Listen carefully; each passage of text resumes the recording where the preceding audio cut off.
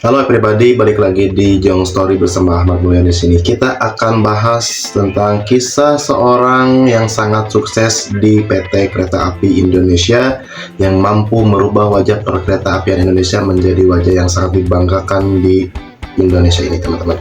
Siapa lagi kalau bukan Bapak Ignatius Jonan, teman-teman. Kita akan berkenalan dengan Bapak Ignatius Jonan. Seperti apakah sosok beliau dan bagaimana cara berpemimpin beliau, seperti apa sehingga bisa memberikan efek yang sangat luar biasa kepada perusahaan milik negara, yaitu PT KAI Kereta Api Indonesia, teman-teman. Kita akan berkenalan bersama Ignatius Jonan di segmen Mari Berkenalan. Di sini saya sambil googling, teman-teman, sambil melihat-lihat sekilas kepada layar monitor yang ada di depan saya ini, teman-teman, dan akan menceritakan sekilas sedikit tentang Bapak Ignatius Jonan berupa kisah hidupnya dan perjalanan karirnya, teman-teman, ya. Oke, kita langsung mulai saja di sini, teman-teman. Kita akan langsung berkenalan aja. Ya, namanya adalah Ignatius Jonan. Lahir di Singapura pada tahun 1963, tepatnya pada tanggal 21 Juni. Ia besar sebagai anak yang sederhana dan menempuh pendidikan di Indonesia.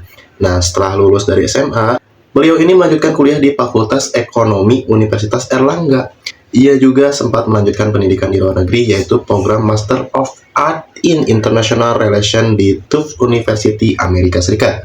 Jadi dari sekolahnya aja kita sudah melihat bagaimana privilege yang dikasih orang tuanya kepada Bapak Jonan Ignatius ini, atau Ignatius Jonan, sorry. Karirnya tidak langsung di dunia pemerintahan, ya. Jadi Bapak Jonan Ignatius itu tidak langsung ke pemerintahan. Jadi awalnya banyaknya di dunia perbankan, teman-teman. Dari perbankan terus merambat ke dunia transportasi, terus terakhir nanti ke ISDM, ya, teman-teman, yang sekarang dipimpin oleh Bapak Bahlil Lahadalia, teman-teman, ya. Bapak Ignatius Jonan ini terkenal dengan sosok yang tegas, pekerja keras, dan juga disiplin, teman-temannya. Kita bisa lihatlah dari sosok beliau yang mampu merubah wajah perkereta apian yang ada di Indonesia, ya. Bagaimana yang dulunya kereta api Indonesia ini sangat-sangat tidak layak untuk dijadikan transportasi umum, ya, karena kurang nyaman, banyak masyarakat yang tidak taat aturan, dan tiket-tiket pun banyak yang jebol, teman-teman, ya. Nah, dari perbankan, beliau itu diangkat menjadi Direktur Utama PT KAI Kereta Api Indonesia, ya. Nah, nama Jonan mulai terkenal ketika Presiden Susilo Bambang Yudhoyono menunjuknya sebagai Direktur Utama PT Kereta Api Indonesia pada tahun 2009. Dan saat itu kondisinya sangat buruk, kereta telat, pelayanan amburadul, dan masyarakat tidak puas, ya. That's true, ya, teman-teman. Di sini tahun 2009 ada yang udah pernah nyobain kereta di masa-masa itu nggak, teman-teman, ya? Di masa-masa kelam tentunya. Dan Bapak Jonan pun melakukan banyak perubahan besar, seperti diantaranya meningkatkan pelayanan penumpang, menertibkan tiket agar lebih transparan, membenahi jadwal kereta api biar tepat waktu, dan mengubah wajah kereta api menjadi lebih modern dan profesional, serta yang terakhir menaikkan gaji para pegawai kereta api Indonesia, sehingga mereka itu sangat komitmen dan berusaha sangat keras untuk merubah wajah PT Kereta Api Indonesia di masyarakat Indonesia ini, teman-teman, ya. Dan hasilnya membuat PT KAI bangkit dan citranya lah jauh lebih baik di mata masyarakat dibandingkan yang dulu. Nah, itu ini pemimpin sangat mempengaruhi kemajuan sebuah perusahaan, apalagi ini perusahaan milik negara, dan tentunya untuk melayani masyarakat umum, ya. Kereta Api Indonesia berhasil dirubah oleh Bapak Ignatius Jonan pada tahun 2009 karena beliau diangkat menjadi Direktur Utama PT Kereta Api Indonesia, ya. Nah, berkat prestasinya itu, akhirnya pada tahun 2014, Presiden Joko Widodo menunjuk Bapak Jonan sebagai Menteri Perhubungan. Diangkatlah beliau ini selama Bapak Jokowi pada tahun 2014 menjadi Menteri Perhubungan, yang asalnya Direktur KAI langsung diangkat menjadi Menteri Perhubungan, gitu. Dan di posisi ini Bapak Jonan dikenal sangat disiplin dan keras, masih dengan karakternya yang tegas, ya, dan sering turun langsung ke lapangan, mengecek bandara, pelabuhan, terminal, pokoknya yang berhubungan dengan transportasi seperti itu, ya, tanpa adanya pemberitahuan atau disidak secara langsung, teman-teman, ya.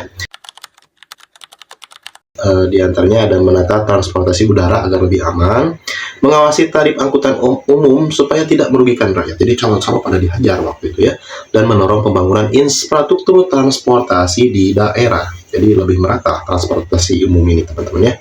Namun, gaya kepemimpinan Pak Jonan yang keras kadang menimbulkan kontroversi. Ya, kita tahulah kontroversinya seperti apa teman-teman, tapi kita tidak akan bahas di sini tentang kontroversinya. Dan akhirnya pada tahun 2016, Pak Ignatius Jonan kena reshuffle oleh Bapak Jokowi dan akhirnya digantikan oleh Bapak Budi Karya Sumadi ya. Jadi Menteri Perhubungannya digantikan tuh sama Pak Budi. Tapi tak lama berselang Pak Jokowi mengangkat kembali Pak Ignatius Jonan sebagai sebagai Menteri Energi dan Sumber Daya Mineral atau ISDM ya. Dan itu pada tahun 2016. Di sini dia mengurusi masalah besar seperti energi, tambang, listrik, pokoknya masalah ISDM ya, sumber daya dan energi mineral teman-teman ya.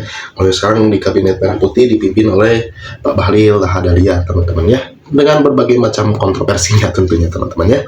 Nah, soal gaya dan karakter kepemimpinannya, tapi beda jauh dengan Pak Purbaya teman-teman sepertinya ya. Jadi emang orang-orang yang seperti ini memiliki integritas yang tinggi serta gaya bekerja yang emang penuh dengan kedisiplinan. Mungkin karena sekolahnya di luar negeri atau emang karakternya yang diajarkan dari guru-gurunya, dari orang tua, membawanya menjadi sosok yang sangat tegas, disiplin, dan pekerja keras. Dan anti basa-basi teman-teman ya. Jadi beliau tuh suka langsung bertindak ke lapangan gitu ya. Banyak orang menyebutnya gaya kepemimpinannya mirip seorang manajer perusahaan yang detail, ketat, tapi hasilnya nyata. Jadi nggak perlu basa-basi lah. Yang penting kerja, hasilnya nyata gitu.